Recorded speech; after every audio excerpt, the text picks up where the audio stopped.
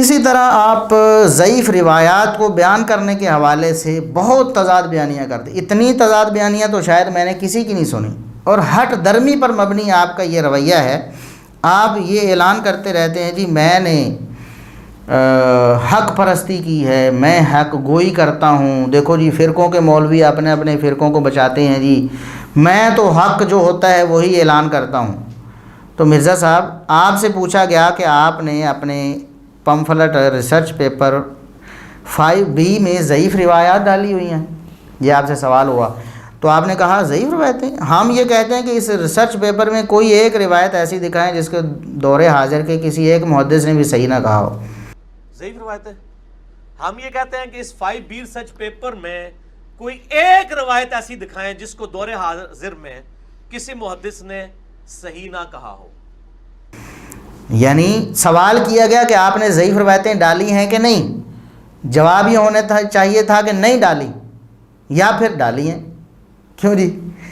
دو ٹوک جواب دینے کی بجائے آپ نے پھر بات کو الجھانے کی کوشش کی کہ دیکھیں جی فلاں حدیث جو ہے اس کو شیخ زبیر علی زئی رحمۃ اللہ علیہ نے ضعیف کہا ہے، لیکن شیخ البانی رحمۃ اللہ علیہ نے اس کو صحیح کہا ہے۔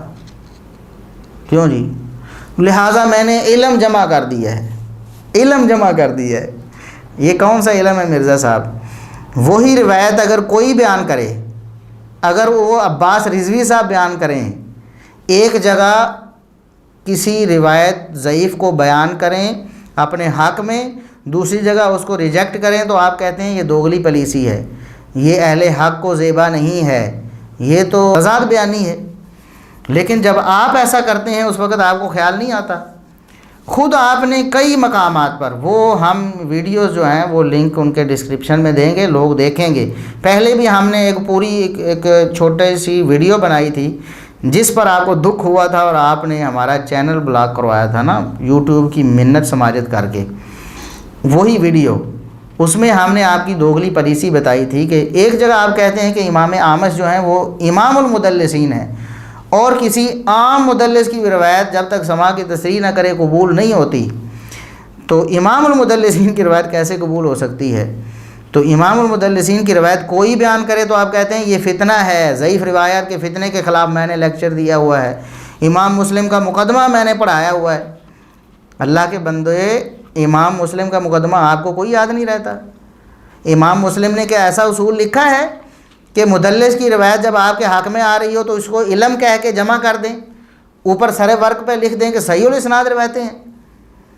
یا تو آپ لکھیں جی میں نے علم جمع کیا ہے، محدثین نے اگر کسی ایک محدث نے صحیح کہا ہے باقیوں نے ضعیف کہا ہے میں نے پھر بھی درج کر دی، لیکن آپ سر ورق پر لکھ رہے ہیں کہ یہ صحیح الاسناد روایتیں ہیں، ضعیف روایات کے فتنے سے بچنے والوں کے لیے یہ پمفلٹ لکھا گیا ہے، پھر آپ اس میں ضعیف روایتیں ڈال رہے ہیں جو آپ کے نزدیک بھی ضعیف ہیں، آپ کے نزدیک پکی ضعیف ہیں، ان میں کوئی شبہ نہیں ہے، پھر بھی آپ اسے ڈالتے ہیں اور اوپر سے کہتے ہیں کہ میں نے علم جمع کیا ہے۔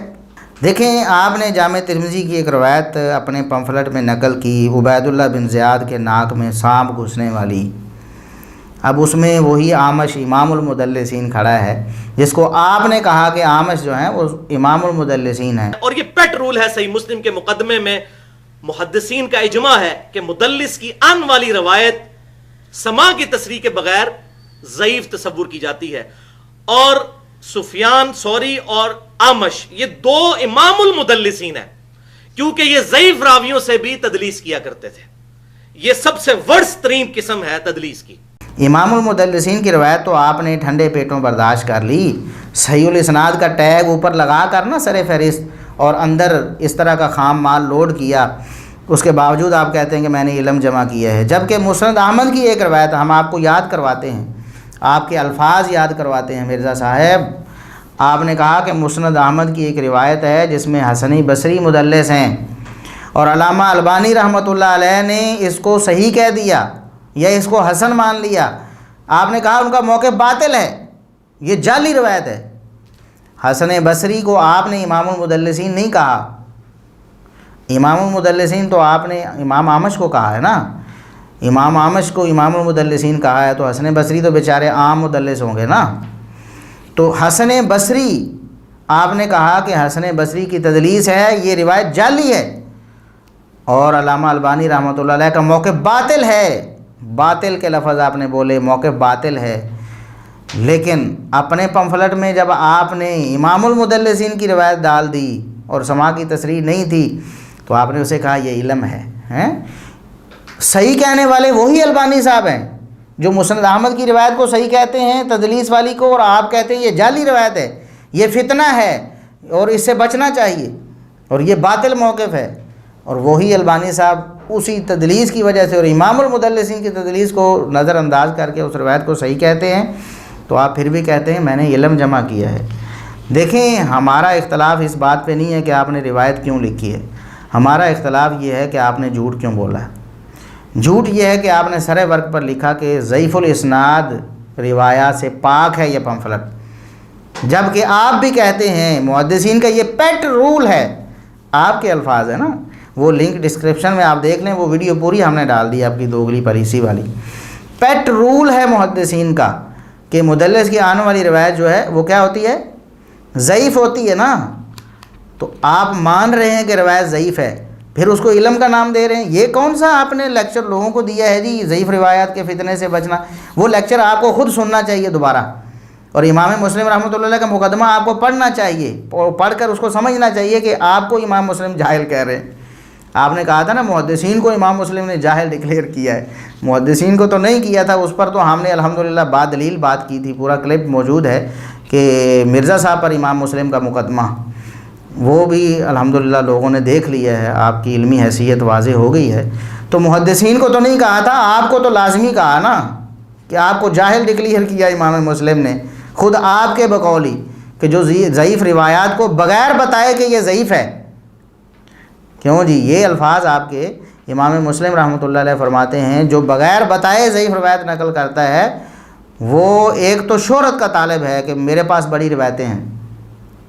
کیوں جی؟ امام مسلم مقدمے میں یہی فرمایا نا، ایک تو وہ شہرت کا طالب ہے کہ میرے پاس بڑی روایتیں ہیں، 200 روایتیں میں نے جمع کی لی، 72 صحیح الاسناد روایات۔ امام مسلم کے بقول آپ شہرت کے طالب ہیں، اور دوسرا امام مسلم نے آپ کو جاہل ڈکلیئر کیا ہے، اس لیے کہ آپ کو یہ نہیں پتہ کہ ضعیف روایت دین میں فتنہ ہوتی ہیں، اور اس فتنے کو آپ علم کا نام دے رہے ہیں۔ ہٹ درمی تو یہ ہے، ہٹ درمی پر مبنی ہے مرزا صاحب آپ کا رویہ۔ آپ کو چاہیے تھا کہ آپ اعلانیہ رجوع کرتے، یا تو اپنے پمفلٹ کے شروع سے وہ صحیح الاسناد والی بات ختم کر دیتے کہ ضعیف الاسناد روایت سے پاک ہے، یا پھر وہ روایت نکال دیتے۔ آپ الٹا اس کو کہہ رہے ہیں میں نے علم جمع کیا ہے، اللہ کا خوف نہیں آتا آپ کو؟